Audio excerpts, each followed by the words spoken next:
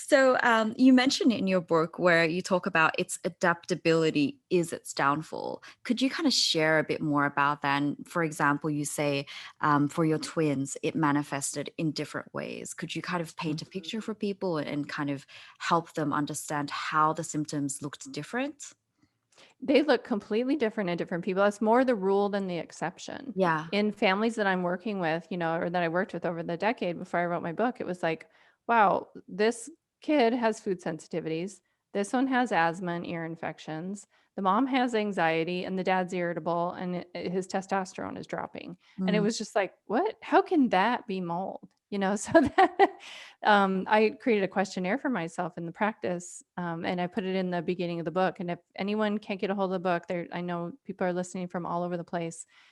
Just send me an email at support@drkrista.com. We can send that to you. I also have a link on my website of how to get it.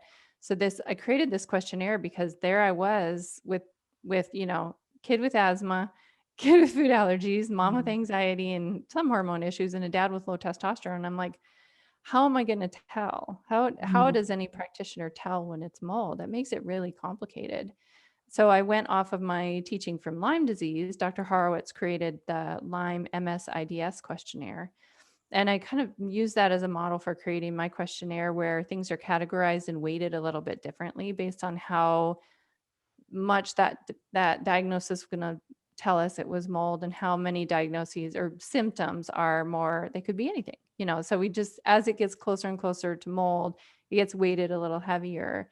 And so I just created that for myself in practice because I wanted to be able to tell these chronic Lyme people that I'm seeing how many of them have mold and I was missing it and mm, try to give a quantitative measure because I'm very much a analytical based person. And what it ended up being was so helpful at telling us these very random seeming pictures, yeah. organizing it in a way that we can then say, okay, this is mold, even though it looks completely different. And there's some things that sort of, when you think about how mold makes a person sick, it's through the mold spores, the fragments, so dried mold that gets broken up, mycotoxins, which are the weapons I talk about.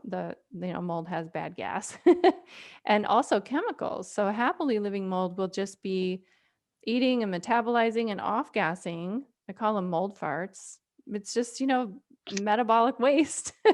And these are all different ways that mold can make a person sick.